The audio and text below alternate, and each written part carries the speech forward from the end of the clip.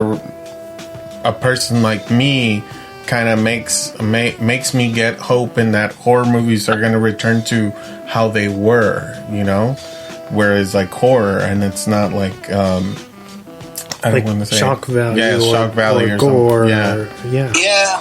I got some like Dead Silence vibes when I saw the tongue cut, dude. Like I was like, oh shit, it's some Mary Shaw shit going on, dude. That's why I was like, I kind of got what was going on. I want to talk about what would you guys find like your most eerie scene in the movie? I would talk about mine is the very beginning. You have absolutely no idea what's going on until like certain things happen. That's when I figured it out. My scene was just the man in complete darkness in the beginning. Like I can feel when Emil Hirsch saw the guy in that mirror, in those corner mirrors that people put in like buildings. That scene got to me. I was like, holy shit, my skin crawled a little bit. And I was like, because I had until I figured out, oh, she's a witch before they said she was. That's when I was like, damn, this is good. This is good. Like, if a movie doesn't do that to me, then I wouldn't consider it horror, and I'll probably bash on it. You know what I mean? So, that scene to me got me really good. Was there any scenes you guys could recall? Would you guys feel the same way on the first time watchers? I'd say for me, I really loved when they start to realize that the witch or Jane Doe herself there's something more to her, and she's causing all of these effects around them, and they're just like, yo, I think we need to get out of here. And then all the lights, the light bulbs shatter around them in the morgue, and they're left in the dark for a while. It takes a while for the generator to kick on, and you hear all these thuds and weird like noises in the dark, but you're left in pitch black. And then when the lights, when they turn on, I think a cell phone or a flashlight or something, and they kind of they're searching for each other, you slowly see that all of the body, like the morgue doors are open, and all the dead bodies are now missing. Like they're not there anymore, you know. And I feel like that's when you really feel this shit is hitting the fan. Yeah, hitting the fan for these two. And I love the tension that builds. Another big one for me, hopefully I'm not stealing anybody's key scenes, but towards the end when they try to set Jane on fire, and it just kind of, the fire just disperses, and she's not affected at all, and she doesn't burn at all. I felt like the way that building didn't catch on fire, dude.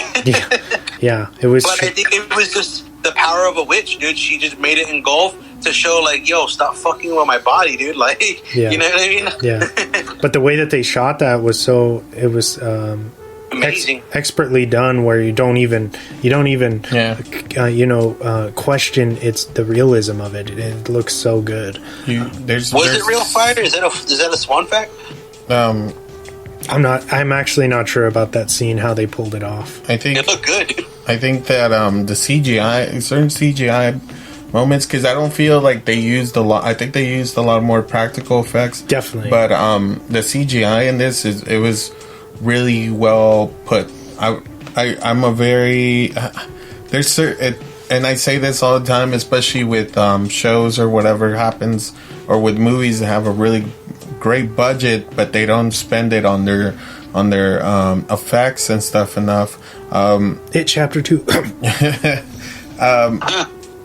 That it was really well put, and they really did put an effort into making the effects in this movie really eerie, and also really well done, really well put, really well edited. It is I can't stress that enough, especially for us who are movie buffs, who really look at the movie itself for what it is, analyzing it, and the work that goes into it, So for that, I give that the thumbs up, because like that, you don't really see that, especially for an IFC After Dark movie. It's a really, really good one, man. What's your favorite scene, Diego? I think it would have to be the time when they're barely cutting her open and the blood comes out, and the fact that like as soon as that happens, you just hear the radio just like go on, and I just because that's a good one.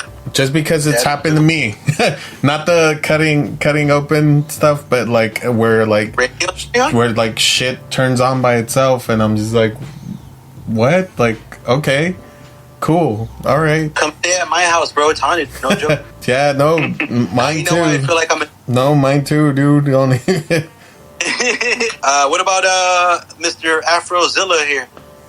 Yeah, I have to say that probably I had two favorite scenes. The one where they're kind of deciphering everything and basically figuring out that she's a witch, going through the weird kind of the parchment that they find, or the cloth that they find in her stomach, and they're kind of going through that, and Emil Hirsch's character is kind of folding it, and then he ends up finding out that when you fold them together, it creates like words to it was Leviticus. Yeah, and it kind of hints to what she was. And then also the scene where his dad is basically realizing that they're probably both going to die, and he turns to Jane Doe and he says, I don't care, what you do to me, but don't hurt my son. Just, take it out on me or whatever. And then right there, that's when, and that's where she starts healing, and he starts getting all of the damage and scar tissue and everything that she had, and it's getting reflected back onto him, basically. And then the scene that I really liked about that part is when it shows her black lungs, and then you see the smoke come out of his mouth, like he's being burned from the inside. I thought that was really interesting and really cool. Yeah, dude. Her eyes started, turning from... What amazed me, because, gray eyes are the sign of blindness, or... Not want to say all blind, but, it's definitely a sign. And during that scene that James is talking about, it's kind of cool, because she was healing, and you see her eyes go from gray to start going to regular brown, dude. That freaked me out a little bit, because I was like, damn, dude. Yeah, and the dad's eyes. The dad's eyes turned gray, too. Yeah, dude. I was like, holy shit. That's why I say I want more, and I think there will be a second one, especially from the ending.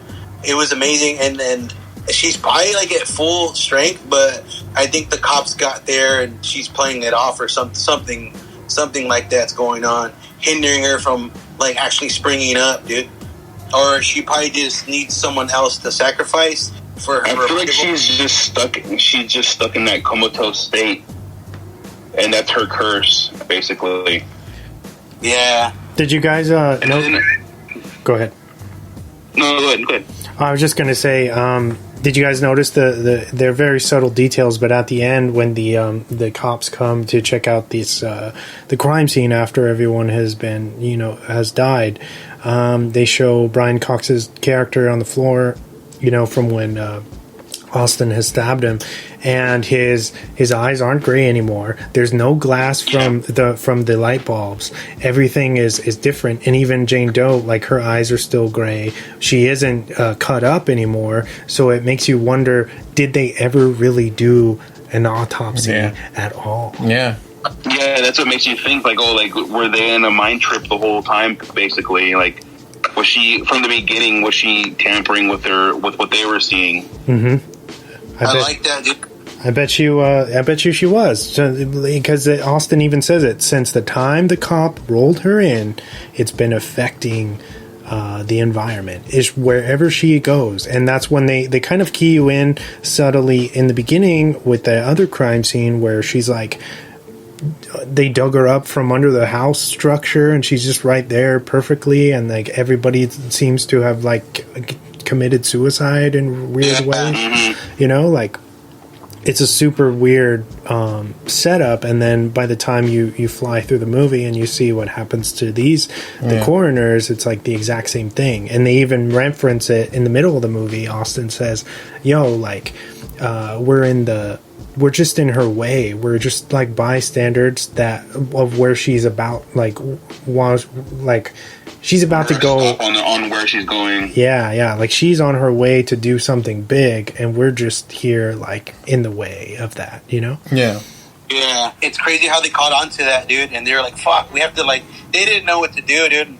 But I think the old man figured it out, dude. And he's somebody has to, get sacrificed here or something. You know what I mean? Somebody has to, and he did whisper in her ear, and it looks like she did listen, dude. So maybe she does have mercy, but since they did fuck with their body, she was probably pissed.